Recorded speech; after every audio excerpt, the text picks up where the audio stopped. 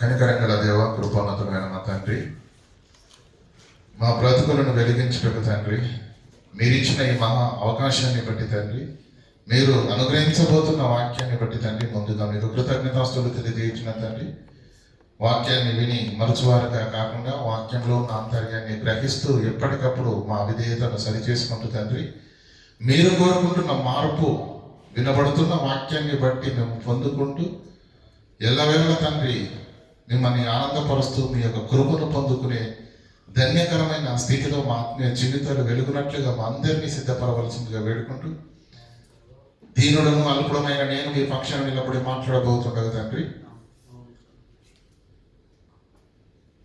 పరిశుద్ధాత్మ దేవుని సహాయం చేత నన్ను బలపరిచి మీ పిల్లల హృదయాలు అన్నింటినీ తండ్రి మీ వైపుకు తిప్పగలుగుతాడు కృపను అనుగ్రహించవలసిందిగా వేడుకుంటూ క్రీస్తునామని ప్రార్థన అడిగి వేడుకుంటాం మా పరమ తండ్రి, ఆమేన్. ప్రియులారా, మరి భూమి మీద నీతి వాక్యాలు లేదంటే ఈ మధ్య కాలంలో ఏమైపోయిందంటే కొటేషన్స్ అనే పదము ఎక్కువగా మనకు వినబడుతుంది కదా. ఇంకా చెప్పాలి అంటే మోటివేషన్ స్పీకర్స్ కూడా చాలా మంది చేశారు. వాళ్ళు ఏం చెబుతున్నారు? లైఫ్ గైడెన్స్ ఇస్తున్నారు. అర్థమవుతుందా? లైఫ్ గైడెన్స్ అంటే నీ బ్రతుకు ఎలా ఉండాలో నీకు తెలియదు, నీ బ్రతుకు ఇలా ఉంటే బాగుంటుందని. ఏది 60 ఏళ్ళ జీవితం గురించి నేను చెప్పేది కదా. నీ బ్రతుకు ఇలా అయితే బాగుంటుంది అని కౌన్సిలర్స్ వచ్చారు కదా, మోటివేషనల్ స్పీకర్స్ వచ్చారు. అంటే సమాజము ఎటు పరిగెడుతుంది? ఆధునిక రంగంలో ఉంటున్నామన్న భ్రమలో బ్రతుకుతున్నారే తప్ప కనీసం వాళ్ళ బ్రతుకులను, కనీసం వాళ్ళ కుటుంబాలను, కనీసం వాళ్ళ పిల్లలను కూడా ఒక చక్కని మార్గంలో నడిపించుకునే స్థితి లేకపోయింది. కనుకని వీడెళ్ళి ఎక్కడెళ్ళి కూర్చుంటుందో మోటివేషన్ క్లాస్లో వెళ్ళి కూర్చుంటున్నాడు. అంటే నీ జీవితాన్ని ఎలా నడిపించుకోవాలో కూడా నీ వల్ల అవుతుందా? అవ్వట్లేదా? అవ్వట్లేదు కనుకనే మోటివేషన్ క్లాస్లోకి వెళ్ళిపోతున్నారు. ఇది జ్ఞానమా? మన తాతలు ఏ మోటివేషన్ క్లాస్కి వెళ్ళారండి? చెప్పాలి. పెద్దల మాట సర్ది మనం వింటామండి. వీడించి ఉంటాడు, అరే నాన్న అలా కాదండి, అమ్మా నీకు తెలియదు, గుడ్డు నీకు తెలియదు, హోంవర్క్ చేసేటప్పుడు కాదు, అలా కాదురా నాన్న ఇలా రాయంటే వాడు ఉంటాడు. ఇంత ఏమంటాడు? అమ్మ నీకు ఇంగ్లీష్ ఇది ఏమనుకుంటున్నావు నువ్వు? ఇంగ్లీష్లో ఏబిసిడీలు నేర్చుకున్నావేమో, ఆమె జీవితాన్ని చదివేసింది. కనుక అనుభవస్తులు చెప్పే మాటలు వినే స్థితిలో లేని తరం ఈ నవతరం. వింటారా? చెప్పాలి. వింటారండి? వినరు. అయితే మన జీవితాలు ముందుకు వెళ్ళాలి అంటే ఇటు లోకానుసారమైన భౌతిక జీవితంలోనైనా, ఆత్మానుసారమైన భక్తి జీవితంలోనైనా ఎవరి సలహాలు మనం తీసుకోవాలి? ఎలా ఉండాలి? మనం ఆలోచన చేద్దాం పిల్లరా. ఒక చెరువులో ఉన్న నీళ్ళు ఎలా వచ్చాయి? వర్షం వల్ల. ఒక ప్రచండమైన జలరాశిగా చేరినటువంటి ఆ చెరువులో నీరంతా మొట్టమొదటిగా ఒక్కొక్క బిందువుగా ప్రారంభమైంది ఆకాశము నుంచి. అవునా? ఒక్కొక్క బిందువుగా ప్రారంభమైన ఆ నీటి చుక్కలన్నీ కలిస్తే ఒక నది, ఒక కాలువ, ఒక సముద్రము, ఒక చెరువు. అవునా కదా? ఎంత దూరమైనా సరే గమ్యం, ఎన్ని కిలోమీటర్ల దూరంలో ఉన్నా కానీ ఆ గమ్యాన్ని చేరేది 2 పాదాలు, ఒక్క అడుగు. అంతేనా? అక్కడికి వెళ్ళాలి అంటే 100 అడుగులతో నడవలే మనం. ఎన్ని? 2 పాదాలు, ఒక్క అడుగు. అంటే ఎంత దూరాన్నైనా ఒక్క అడుగుతోటి మనము డీకోడ్ చేసేస్తాం. స్టార్ట్ అయిపోయింది అన్నట్టు. అవునా కదా? కనుక వీటన్నిటిని మనం ఆలోచించుకుంటూ వెళితే పిల్లలు ప్రతి దానికి ఒక ప్రారంభము ఉంటుంది. జీవితాలలో తప్పుల మీద తప్పులు, తప్పుల మీద తప్పులు, తప్పుల మీద తప్పులు, తెలిసి తెలియక ఎన్నో చేస్తున్నప్పుడు ఒకనాడు పులి స్టాప్ పడింది మన జీవితానికి. దాని పేరే బాప్తిస్మం. అవునా కదా? తెలుసో తెలియకను, అవగాహన ఉండో లేకను, దేవుణ్ణి ఎరగకను లోకములో ఇష్టానుసారమైన జీవితాన్ని జీవించాం. గద్దెంపబడ్డాం, పట్టబడ్డాం. అది స్నేహితుల ద్వారా వెళ్ళిందా వాక్యము, దైవ సేవకుల ద్వారా వెళ్ళిందా, పక్కింటి వారి దగ్గర వెళ్ళిందా, కరపత్ర ద్వారా వెళ్ళిందా, వీడియో ద్వారా వచ్చావా, మీడియా ద్వారా వచ్చావా తెలియదు. దేవుని వాక్యం నిన్ను పట్టేసింది, మార్చుకున్నావు. అర్థమైంది. ఆ రోజు దేవుని కూర్చోబెట్టి ఇదిగో నీ జీవితం, నువ్వు బ్రతకవలసిన జీవితం ఇది, బ్రతుకుతున్న జీవితం ఇది, తద్వారా నువ్వు పొందుకోయే నష్టము ఇది క్లియర్గా చూపించేశాడు. అప్పుడు దేవుని ఎదుట కూర్చోండి. ఆ 3 విషయాలు మన క్లారిటీగా అర్థమైనది. మనం ఏం చేసాం? బాప్తిస్మము తీసుకుని దేవునిలో ఇదిగో నా ప్రయాణం అంటూ ప్రారంభించాం. ప్రారంభించి ఎంతకాలం అయింది? చాలా కాలం అయింది. గత 2 వారాల క్రితం అన్నట్టు మీకు చెప్పాను, పరలోక ప్రయాణంలో నువ్వు ఎక్కడున్నావు. 2 గంటల క్రితం బయలుదేరిన వాడు గంట కాగానే మళ్ళీ ఎక్కడున్నావు అని ఫోన్ చేస్తే ఏం చేస్తాడు? వచ్చేసాను ఎలా మధ్యలోకి అంటాడు. అంతేనా? మరో గంట అయిందనుకో ఎక్కడెక్కడున్న పార్కింగ్లో తిరుగుతున్నాను అంటాడు. అంతేనా కదా? మరి 20 ఏళ్ళు అయింది మన ప్రయాణం స్టార్ట్. ఎక్కడి వరకు వెళ్ళావేంటి? పరలోకపు బాటంలోకి వెళ్ళావా? యేసుక్రీస్తు ఏమో చూడండి ఒకసారి, ఆ మాట చూడండి ఒకసారి. మార్కు సువార్త తీయండి దయచేసి. మీరు ఆశ్చర్యపోతారు ఆ మాటను చూస్తే. మార్కు సువార్త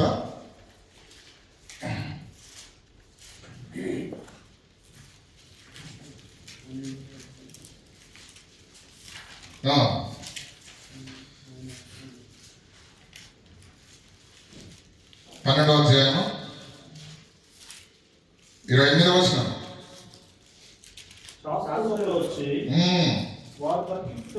తర్కించుట విని ఆయన వారికి బావుగా ఉత్తరమిచ్చినని గ్రహించి ఆజ్ఞలన్నింటిలో ప్రధానమైనది ఏదని ఆయన అడిగారు.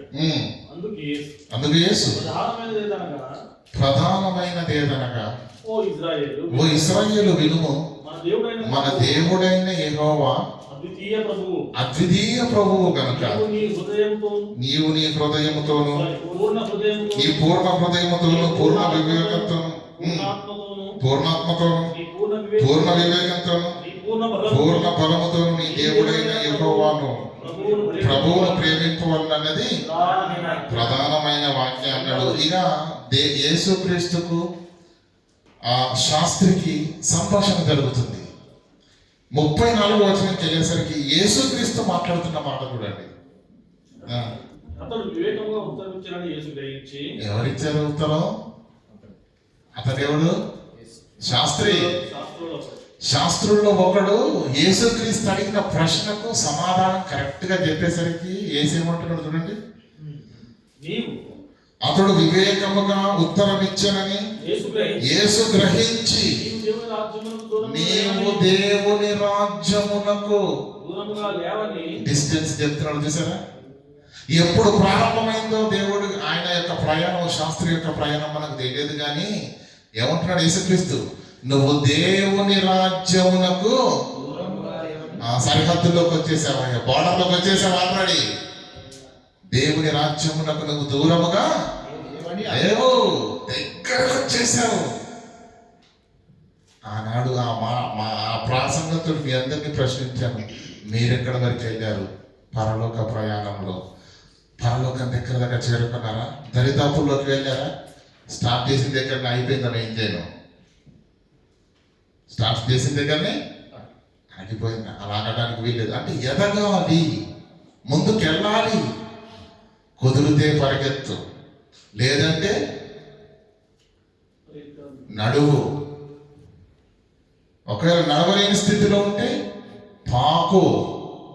కానీ ప్రారంభించిన చోటనే మాత్రం ఎప్పటికీ ఉండటానికి వీలు లేదు. ఎందుకంటే తలంతునిచ్చాడు యేసుక్రీస్తు. 5 ఇచ్చేవాడు 5 సంపాదించాడు, 3 ఇచ్చినవాడు ఒక్కడు ఇచ్చినవాడు ఏం చేశాడు? ఎందుకు బాధ పెట్టాడు? నువ్వు ఏది ఇచ్చినావో అది కరెక్ట్గా నీకు ఇచ్చేస్తా. దాంట్లో ఇంప్రూవ్మెంట్ లేదు, ఎదుగుదల లేదు. ఏం చేశాడు దేవుడు? ఈయన తీసేది పాతయ్యారు అన్నాడు. కనీసం పాకుంటే పరిగెత్తవలసిన అవసరం లేదు. 5 ఇచ్చిన వాడు 5 సంపాదించాడు, పరుగులు తీసి సంపాదించాడు. ప్రభువా నాతో అంతా కాలేదు ప్రభువా, నేను పేదవాణ్ణి ప్రభువా, నా శక్తి అంత లేదు, సామర్థ్యం అంత లేదు. ఎందుకు నువ్వు ఒకటి ఇచ్చావు కనుక దానికంటే ఇంకొక అర నేను సంపాదించగలను అన్నా దేవుడు క్షమించేవాడేమో. అర ఇచ్చినా దేవుడు క్షమించగలిగిన వాడేమో. కానీ ఏం చేశాడు ఆయన? ఇచ్చినది ఇచ్చినట్టుగానే దేవునికి ఇచ్చేసాడు. ఎదుగుదల లేదు కనుక అటువంటి స్థితిలో మన ఆత్మీయ జీవితాలు ఉండడానికి వెళ్ళలేదు. ఏమన్నాడు? అతడు వివేకంగా ఉత్తరమిత్రుని యేసు గ్రహించి, నీవు దేవుని రాజ్యమునకు దూరముగా లేవు. ఇప్పుడు దేవునిలోకి వచ్చాం, సంతోషం కదా. సమస్య ఎక్కడ ఉంది, సమస్య ఎక్కడ ప్రారంభమవుతుంది అని ఆలోచన చేయగలిగితే పిల్లల, ప్రపంచాన్ని మార్చాలన్న ఆలోచన మంచిదే, ప్రజలందరినీ దేవుని యొద్దకు తీసుకురావాలన్న ఆలోచన మంచిదే. ఈరోజు సమాజంలో జరుగుతున్న అల్లర్లు, వివాదాలు, ఈ భయంకరమైన వాతావరణం, ఈ యుద్ధ వాతావరణము, ఈ విరోధమైన భావం కలిగినటువంటి వాతావరణము సమాజంలో ఎందుకు నెలకొంది? ఎక్కడో తప్పు జరిగింది. ఎక్కడో ఎలా తప్పు జరిగిందంటారు? ఒకసారి ఆలోచించగలమా? ఆలోచిద్దామా? ఒకసారి కుటుంబం దగ్గర నుంచి వద్దామండి.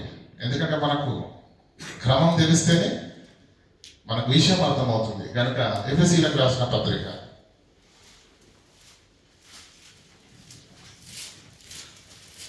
5వ అధ్యాయం 22వ వచనం.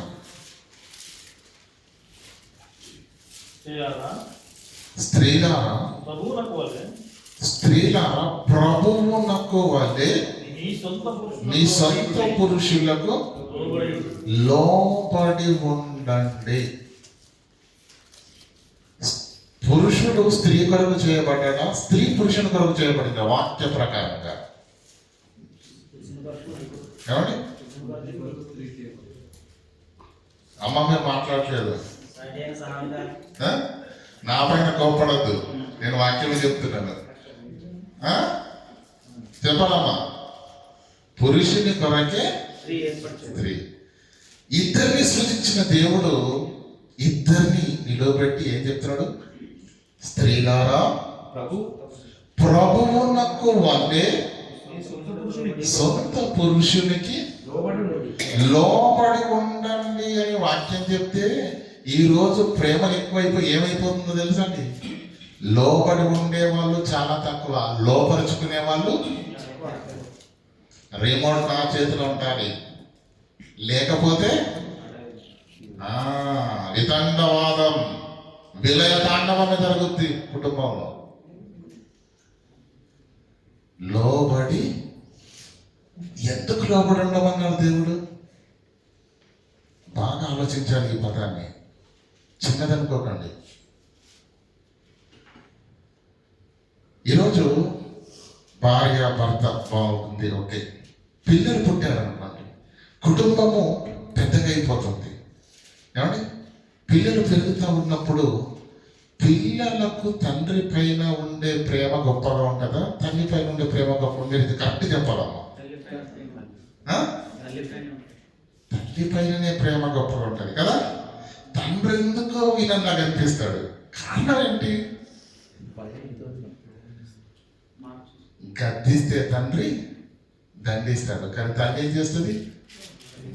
గారవం చేస్తుంది, ప్రేమ ఎక్కువ చేస్తుంది కదా. అందుకే తల్లి అంటే మంచిది. చిన్నతనంలో గారవం చేయడం తప్పు లేదు, కానీ వాడు ఎదుగుతున్నప్పుడు వాడిని సరి చేయవలసిన బాధ్యత ఖచ్చితంగా తల్లి మీదే ఉంది. వాడు ఎదిగిన తర్వాత అమ్మ నాన్న వచ్చాడన్న మాటకు, అమ్మ నీ మొగుడు వచ్చాడా అన్న మాటకు చాలా వ్యత్యాసం ఉంది. తల్లి అంటే చాలా ఇష్టం, చాలా ప్రేమ. తండ్రి అంటే వాడి హృదయంలో ఎంత మాత్రము సగటు మనిషికి ఇచ్చిన గౌరవం కూడా లేని పిల్లలు లేరా? ఎందుకు అలా వాడు మారిపోయాడు? ఎందుకు మారిపోయాడు అలా? విన్నారు లేదండి? అమ్మ నాన్నగారు వచ్చారా పొలం నుండి అనడానికి, అమ్మ నీ మొగుడు వచ్చాడా అని అడగడానికి చాలా వ్యత్యాసం ఉంది. అలాంటి కుమారులు లేరండి? అలాంటి స్థితి మీద ఉన్నటువంటి కుటుంబాలు లేవా? వాడు ఎందుకు అలా మారిపోయాడు? ఎక్కడ జరిగింది లోపం? మీకు క్లియర్గా అర్థం కాదని చెప్తాను పిల్లలు. దయచేసి అర్థం చేసుకోండి, అపార్థం మాత్రం చేసుకోండి. పుట్టిన బిడ్డ లోకాన్ని అమ్మ ద్వారా నేర్చుకుంటాడు. అమ్మ ద్వారా నేర్చుకుంటాడు. మరలా చెప్తున్నాడు, అమ్మ ద్వారా నేర్చుకుంటాడు. అమ్మ ఏం చెబితే అదే నేర్చుకుంటాడు. అమ్మ ఏం చెబితే అదే వింటాడు. అమ్మ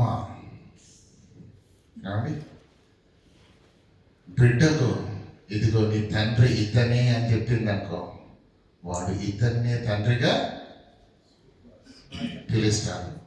ఇతడు తండ్రి అయినా ఇతన్ని తల్లి అని, ఇతడే నీ తండ్రి అని ఒక తల్లి చెప్పింది అనుకోండి, ఈమె మాటనే దీన్నే వింటాడు. దీన్నే అంటే తల్లి మాటను ఎంతగా విని నమ్ముతున్నాడో నీకు అర్థం కాదని చెప్పాను మాట. అవునా కదా?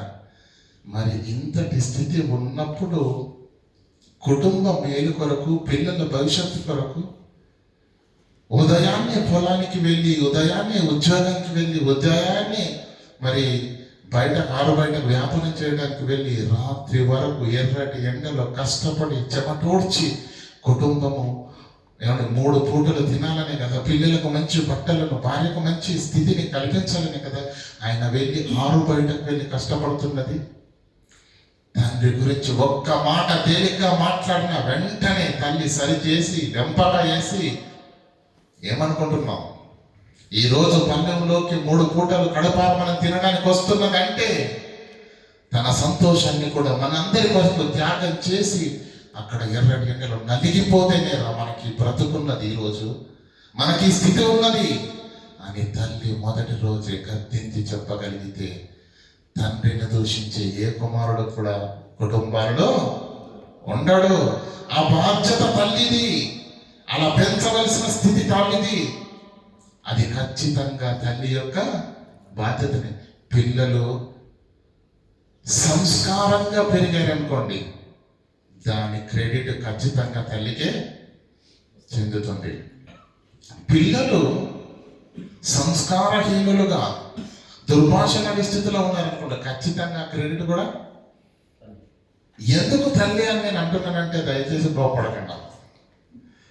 ఎందుకంటే తండ్రి ఇంట్లో ఉండేది చాలా తక్కువ టైం. అవునా కాదా?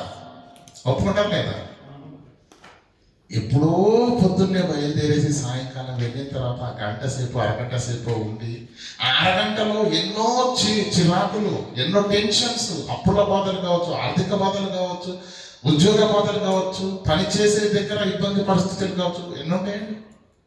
వీటన్నింటి మధ్యలో వాటన్నింటినీ పక్కన పెట్టి పిల్లలతో సమయం గడపడానికి చాలా సమయము అరుదుగా ఉంటుంది. అలాంటి స్థితిలో కుటుంబంలో జరుగుతున్న ఈ పరిస్థితిని అందరినీ గ్రహించి భర్తను అర్థం చేసుకొని పిల్లలకు అర్థం చేయించవలసిన బాధ్యత భార్యది, ఇల్లాలిది. అవునా? అంటే పిల్లలకు తండ్రి కష్టం, తండ్రి శ్రమ, తండ్రి త్యాగం అర్థం కావాలి అంటే అర్థం చేయవలసిన బాధ్యత ఏంటి? ఎవరిది? తల్లిది. తండ్రి కష్టము, తండ్రి యొక్క శ్రమ, తండ్రి యొక్క ఏంటి ప్రయాసము అర్థమయ్యింది అంటే తల్లి అర్థము చేయించింది అని దాని అర్థం. లేదంటే ఈ ప్రపంచానికి దేవుడు అర్థమయ్యాడా? ప్రపంచానికి అర్థం అయ్యాడా? నా ప్రశ్న, మీ సమాధానం కావాలి నాకు ఇప్పుడు. ప్రపంచానికి దేవుడు అర్థమయ్యాడా? చెప్పాలి. అర్థమైనా లేదా? అర్థమైనా? అర్థమయ్యాడు. అర్థం కావటానికి, అర్థం కాకపోవటానికి కారణం ఎవరు? ఎలా? ఏమండి, భూమి మీద ప్రజలకు దేవుడు ముందు ఎలా పరిచయం చేసుకున్నాడు తెలుసా? యేసుక్రీస్తు కాలం వచ్చే సమయానికి, యేసుక్రీస్తు భూమి మీదకి వచ్చేంత వరకు దేవునికి ప్రజలకు పరిచయము లేదు. ప్రవక్త రావడం, ఈ మాటని చెప్పి వెళ్ళిపోవడం అంతే. యేసుక్రీస్తు యోహాను సువార్త 1:18 చదవండి. ఎవడైనను ఎప్పుడైనను దేవునిని చూడలేదు, తండ్రి రొమ్మనున్న అద్వితీయ కుమారుడే ఈ ప్రపంచానికి దేవుడెవరో, ఆయన ప్రేమేంటో, ఆయన త్యాగమేంటో, ఆయన కన్నీళ్ళేంటో, ఆయన సంకల్పం ఏంటో, భూమి మీద మనుషులను ఎందుకు చేశాడో, ఆయన మనస్సును. యోహాను సువార్త 1:18 ఎవడైనను ఎప్పుడైనను దేవుణ్ణి చూడలేదు. దేవుడు అంటే ఎవరో తెలియదు, దేవునితో ఉన్న బంధం తెలియదు. అయితే యేసేం చేశాడు? తండ్రి రొమ్మునున్న అద్వితీయ కుమారుడే ఆయనను ప్రపంచానికి బయలుపరిచెను. ఇక దేవుని ప్రేమ ఇలా, దేవుని సంకల్పం ఇలా, ఇక దేవుని త్యాగం ఇది, ఇక దేవుని కన్నీళ్ళు అని దేవునిని ఈ ప్రపంచానికి పరిచయం చేసింది ఎవరు? యేసుక్రీస్తు ప్రభువు. పురాతన కాలంలోకి వెళ్ళామనుకోండి, దేవుడే తన్ను తాను ప్రజలకు పరిచయం చేసుకున్నాడు. ఎలా పరిచయం చేసుకున్నాడో తెలుసా అండి? విచిత్రంగా ఉంటుంది. మనం చదివాం అంతే, దాన్ని చదువుకుంటే వెళ్ళిపోయాం. ఏమన్నాడు తెలుసా? దేవుడు ఎలా పరిచయం చేసుకున్నాడు తెలుసా సమాజానికి? నాయన, నేను దేవుణ్ణిరా అంటే సమాజం ఏమనేదో తెలుసా? నువ్వెవరో మాకు తెలియదు ప్రభువా, నువ్వెవరో మాకు తెలియదు. మీకు అబ్రహాము తెలుసా? తెలుసు. అబ్రహాము దేవుణ్ణి నేను. మీకు అబ్రహాం తెలుసు కదా? తెలుసు ప్రభు. అబ్రహాము దేవుడు ఉన్నాడా? అబ్రహాము నమ్మాడా? అబ్రహాము మొక్కాడా? అబ్రహాము బలినర్పించాడా? ఎస్, అది నాకే. నేను అబ్రహాము దేవుణ్ణి, ఇస్సాకు దేవుణ్ణి, యాకోబు దేవుణ్ణి అని తన అడ్రస్ దేవుడు భక్తులను చూపి, వీళ్ళు తెలుసు కదా మీకు అబ్రహాం, ఇస్సాకు, యాకోబు శుభ్రంగా తెలుసు ప్రభు. ఆయన మొక్కింది నన్నే, వారు ఆరాధించింది ఇది. దేవుడు తన్ను తాను పరిచయం చేసుకున్నాడు. అంటే ప్రాచీన కాలంలో, పాత నిబంధన కాలంలో దేవుడు అంటే ప్రజలకు పరిచయము. యేసుక్రీస్తు వచ్చి ఈ ప్రపంచానికి పరిచయము చేశాడు. ఆ యేసుక్రీస్తు వచ్చి తన బోధలో ప్రపంచానికి దేవుని పరిచయం ప్రారంభించాడు. ఆయన ఊపిరి వదిలే సమయానికి యేసుక్రీస్తు సంపాదించుకున్నది ఎంతమంది అండి? 12 మందిలో మళ్ళా ఒక వికెట్ క్లీన్ బోల్డే 11 కదా. ఆ తర్వాత ఆయన స్థానంలో మళ్ళీ మత్తయి గారు వచ్చేసారు. యేసుక్రీస్తు 12 మందిని సంపాదించుకున్నాడు. ఆ 12 మందికి వాక్యం ఎంతమందికి చెప్పాడండి? లక్షల మందికి చెప్పాడు కదా. 5 రొట్టెలు 2 చేపలు ఎంతమంది తిన్నారు? 5,000 మంది పురుషులను రాయబడింది. అక్కడ స్త్రీలు లేరా? పిల్లలు లేరా? ఉన్నారు కదా. సత్యం చాలా పెద్దది. తినడానికి వినడానికి అందరూ వచ్చారు, కానీ అర్థం చేసుకున్న వాళ్ళు మాత్రము కొందరే. యేసుక్రీస్తుకు 70 మంది శిష్యులు ఉండే. ఒకనాడు అన్నాడు, ఒక మాట అన్నాడు కదండి, మీరు తిండిని తిని రొట్టెలు తిని భుజించుట వలన మీరు నన్ను వెంబడిస్తున్నారు, కానీ వాక్యం కొరకు కాదు అని మొఖం మీద నిర్మోహమాటంగా చెప్పేశాడు. అప్పుడు వాళ్ళేమన్నారు, ఇది కఠినమైన మాట, దీన్ని ఎవడు సహింపగలడు అని చెప్పేసి అప్పటి నుంచి యేసుక్రీస్తుని ఎన్నడూ వెంబడించలేదట. వాళ్ళు విన్నవారే కానీ దేవుడు చెప్పిన, యేసు చెప్పిన బోధలో దేవుని గ్రహించిన వారు కారు. దేవుడు అర్థమైన వాళ్ళు యేసుక్రీస్తు పొమ్మన్నా ఏమన్నారు? పేదరేమన్నాడు? నీవే నిత్య జీవపు మాటలు గలవాడు ప్రభువా, నేను ఎక్కడికి వెళతాను? నువ్వు మెడబట్టి గంటేసిన మేము ఎలా? ఎందుకంటే నువ్వే నిత్య జీవాన్ని మాకు అనుగ్రహించగలవు. దేవుడి ప్రేమంటూ చెప్పావు, దేవుడి సంకల్పం ఏంటో చెప్పావు, భూమి మీద మనుషులను ఎందుకు చేసావో చెప్పావు. ఇంత అర్థమైన తర్వాత నువ్వు పొమ్మంటే ఎలా పోతావు ప్రభువా? మేము పోము అని యేసుక్రీస్తు బోధలో ఉన్న దేవుని అర్థం చేసుకున్నారు కనుకనే వారు ప్రకటించినప్పుడు అనేకులు దేవునికి అంటుకట్టబడ్డారు. ఒక్క ప్రసంగంతో 3,000, తర్వాత 5,000, తర్వాత 8,000, తర్వాత 10,000, అలా నానాటికి సంఘము విస్తరించింది. 12 మంది ప్రపంచాన్ని విస్తరింపచేసినప్పుడు ఈరోజు ప్రపంచంలో క్రైస్తవులు 12 మంది ఉన్నారండి. ఎంతమంది ఉన్నారండి? మరి ఎందుకు పరిగెత్తట్లేదండి సువార్త? అర్థమైన వాళ్ళు 12 మంది ఉన్నారు కనుక ప్రపంచానికి వ్యాపింపజేశారు. వేమన గారు మంచి పద్యం చెప్పారు, ఇప్పుడు గుర్తుకొస్తలేదండి. ఆనాడు 12 మంది ప్రపంచానికి బయలుదేరారు. ఈడు 4,400 కోట్ల మంది ఉన్నారు. ఏం ప్రయోజనం చెప్పండి? నిక్కమైన మంచి నీలం ఒక్కటి చాలు, తర్వాత మీరు పూరించాలి.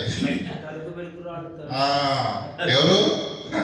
తనకు వెలుగు రాదు తట్టెడేలా, చదువు పద్య మారదా చాలదా ఒక్కటి విశ్వదాభిరామ. అంటే నిక్కమైన మంచి నీలం వజ్రం ఒక్కటి చాలు. తల మెరిసే రంగురాళ్ళు దిగుమాలినవి తట్టడెందుకు? చదవగలిగేది, భావాన్ని ఇచ్చేది, బ్రతుకును ప్రభావితం చేసే ఒక్క పద్యం చాలు. చదువు పద్య మారదా చాలదా ఒక్కటి విశ్వదాభిరామ వినురమేమ. ఈనాడు భక్తుల క్వాంటిటీ ఉంది, కానీ భక్తిలో క్వాలిటీ లేదు. ఆ రోజు భక్తుల్లో క్వాంటిటీ తక్కువ, క్వాలిటీ హై క్వాలిటీ అది బాబు. ప్రభుత్వాలు బెదిరించినా విన్నారా? వినలేదు.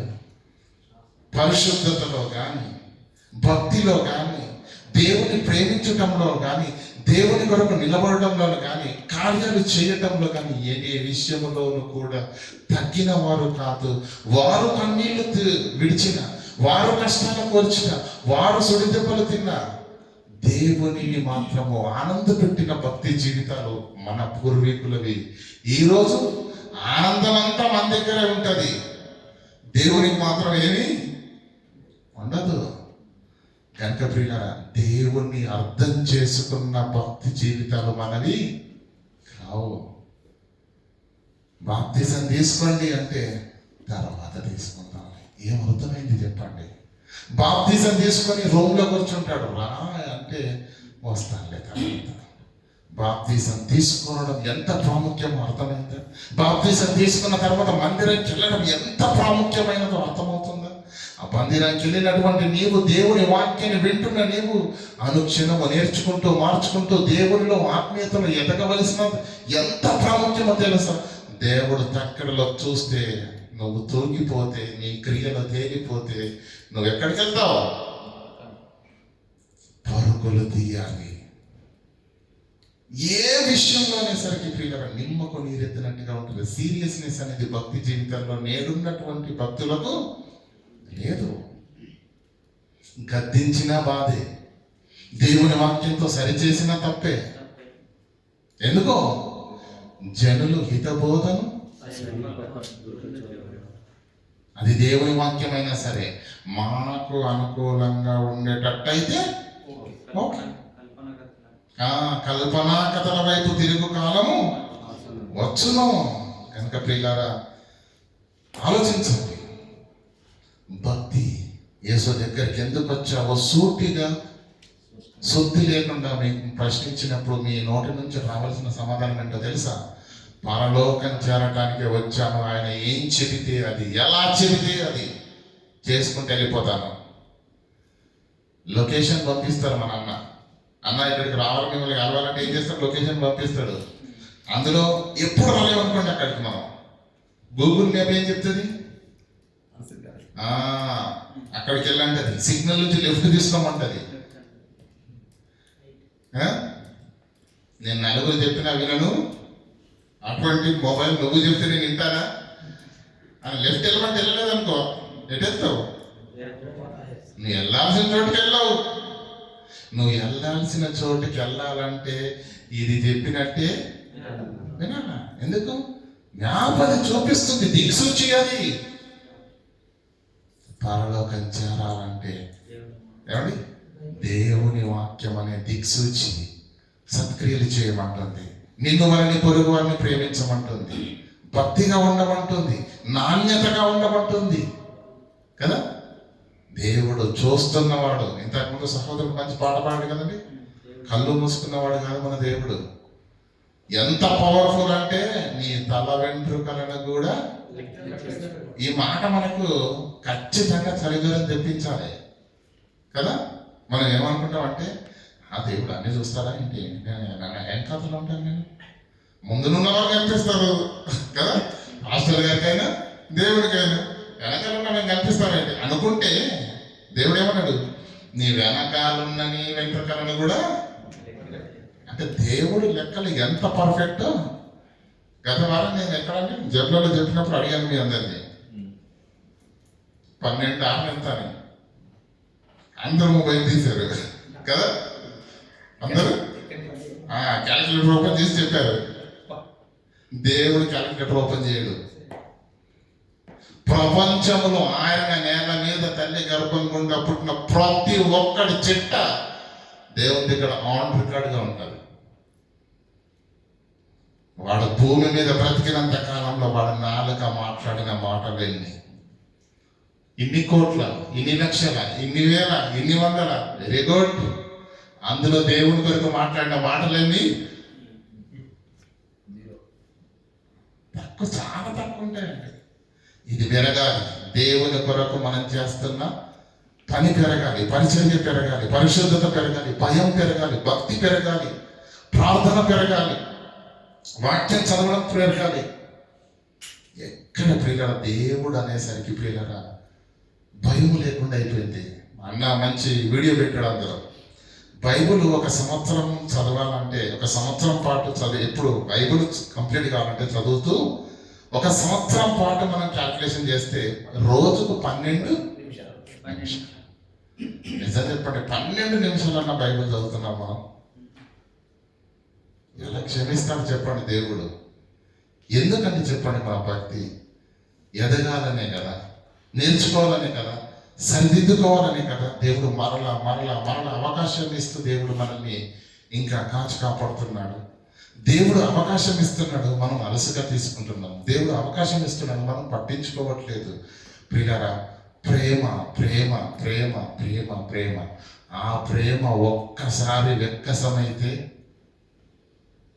ఆ ప్రేమ ఒక్కసారి ఆగిపోతే, ఆ మనసు ఒక్కసారి గాయపడితే తిరిగి బ్రతుకుదామన్నా కూడా నీవు చూడండి. ఒక్క మాట చూసి ముగిస్తాను. హెబ్రీలకు రాసిన పత్రిక 12వ అధ్యాయం దయచేసి తీయండి. దేవుడు అవకాశం ఇచ్చినప్పుడే మనం సరి చేసుకోవాలి. దేవుడు కృప చూపించినప్పుడే మనం మారాలి.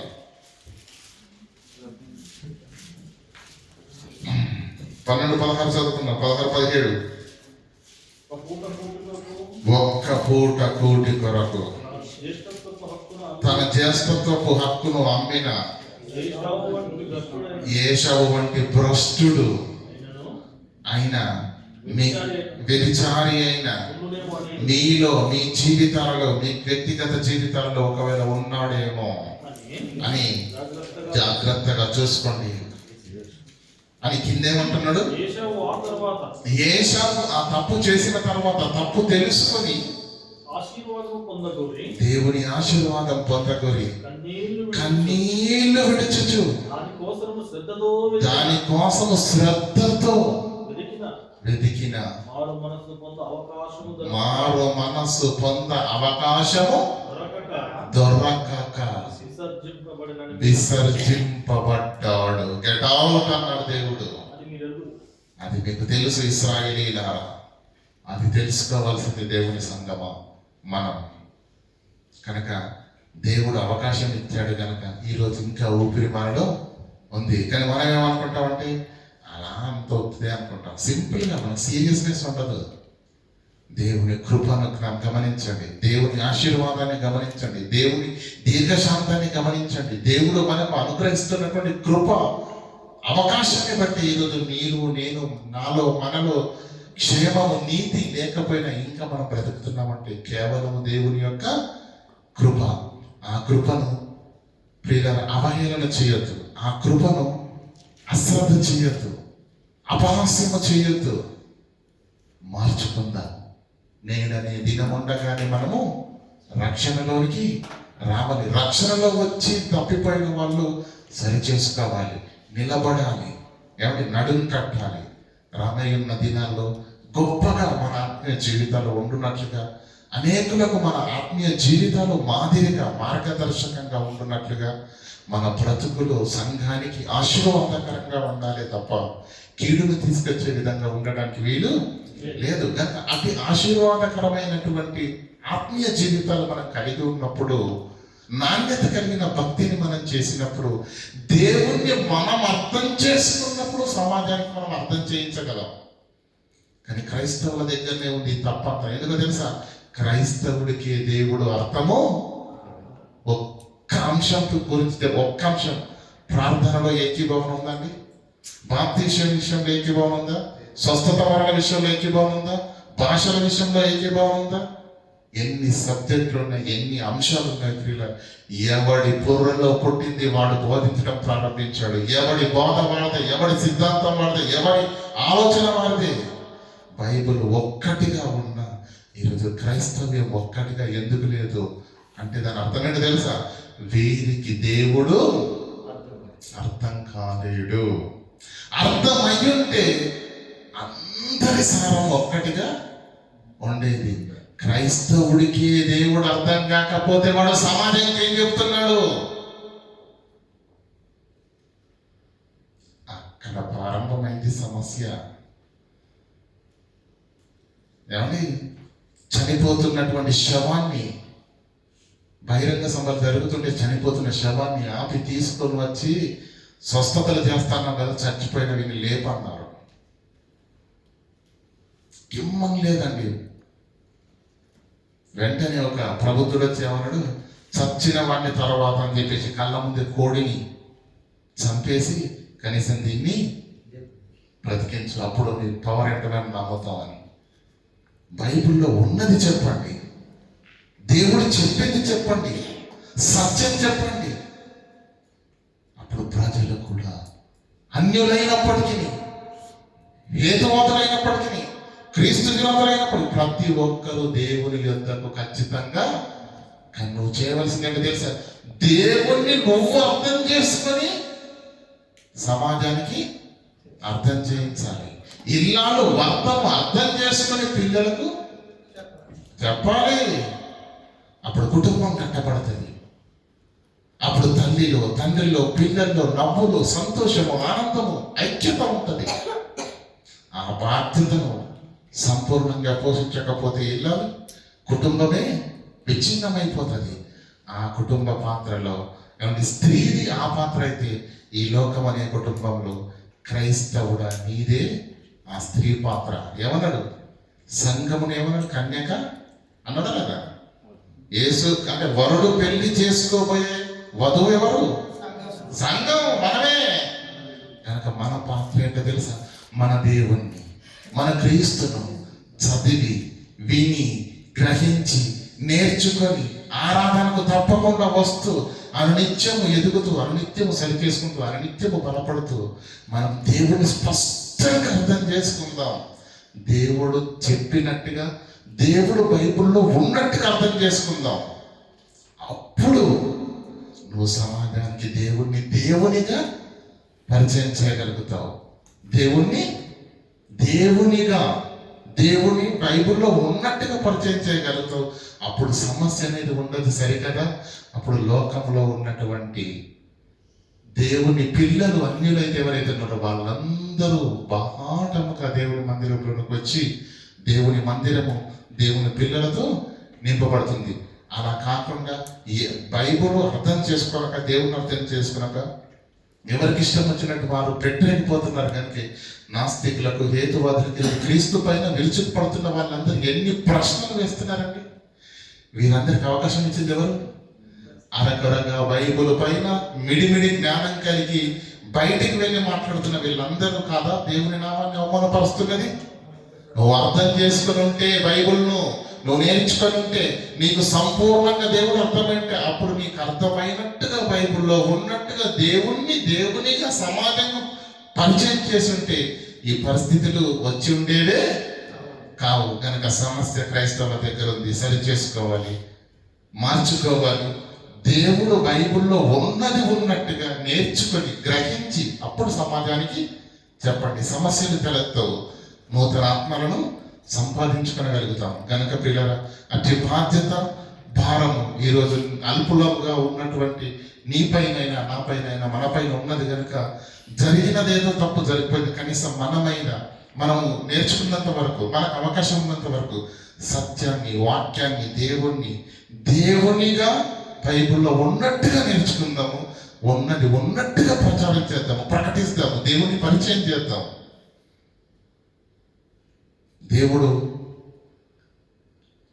ఏవో కలిగిస్తాడని ఆశలు పెట్టి కాదు, ఉద్యోగం వస్తుందని కాదు, ఆశలు, భ్రమలు ఇలాంటి వాటితో కాదు, దేవునిగా పరిచయం చేద్దాం. మనం అర్థం చేసుకుందాం ముందు. అప్పుడు దేవుని యొక్క చిత్తాన్ని భూమి మీద నెరవేర్చిన దేవుని పిల్లలుగా మనము వర్ధిల్లుతాం. ప్రార్థన చేసుకుందాం. కనికరంగా దేవ, కృపమతులైన మా తండ్రి, మీ పిల్లలుగా తండ్రి, క్రైస్తవులుగా ఈ సమాజానికి మీ ప్రేమను, త్యాగాన్ని, ప్రయాసాన్ని తండ్రి పరిచయం చేస్తూ అనేకులను మీ కొరకు సంపాదించవలసినటువంటి వారైనటువంటి దేవుని పిల్లలుగా క్రైస్తవులు ఈ సమాజంలో ఉంటుండగా, బైబిల్ను మిమ్మల్ని సరిగా అర్థం చేసుకోక మిడిమిడి జ్ఞానంతో అపార్థం చేసుకుని తండ్రి వారికి ఇష్టం వచ్చినట్టుగా ఈ సమాజంలోకి వెళ్ళి మిమ్మల్ని అపార్థం చేయించారు. కనుకనే తండ్రి ఈరోజు సమాజంలో మానవ హృదయాల్లో తండ్రి ఈ కలకలం అనేది రేగుతుందన్న సంగతిని తండ్రి మేము ఆలోచించాము తండ్రి. కనీసం నీ పిల్లలుగా మేమైనా, ఈ మాటలు విన్నటువంటి మేమైనా తండ్రి గద్దింపబడి 66 పుస్తకాల్లో ఉన్నటువంటి మీ స్వారూప్యాన్ని, మీ కుమారుని బోధలో ఉన్నటువంటి మీ దైవత్వాన్ని, మీ ప్రేమను, మీ త్యాగాన్ని, మీ సంకల్పాన్ని స్పష్టంగా తండ్రి ఉన్నది ఉన్నట్టుగా మేము గ్రహించుటకు, నేర్చుకున్నటకు, ఎదుగుటకు కృప చూపించండి. తద్వారా మా ద్వారా సమాజానికి మిమ్మల్ని, మీ ఔన్నత్యాన్ని ఉన్నది ఉన్నట్టుగా ప్రకటించుటకు, పరిచయం చేయుటకు, తద్వారా మీ నామము సమాజంలో మహిమపరిచే మీ ప్రియమైన పిల్లలుగా మా అందరి ఆత్మీయ జీవితాలు బలపడినట్లు ఈ మాటలను మా హృదయంతరంగాల్లో నాటింపజేసి ఫలించి అభివృద్ధి పొంది తండ్రి మహావృక్షంగా మారటానికి మీ యొక్క మహాకృప పరిశుద్ధాత్మ దేవుని సహాయం మా అందరికీ అనుగ్రహించి కాపాడవలసిందిగా ప్రాధాయపడుతూ క్రీస్తునామని ప్రార్థన అడిగి పెట్టుకున్నాము పరమ తండ్రి. ఆమేన్.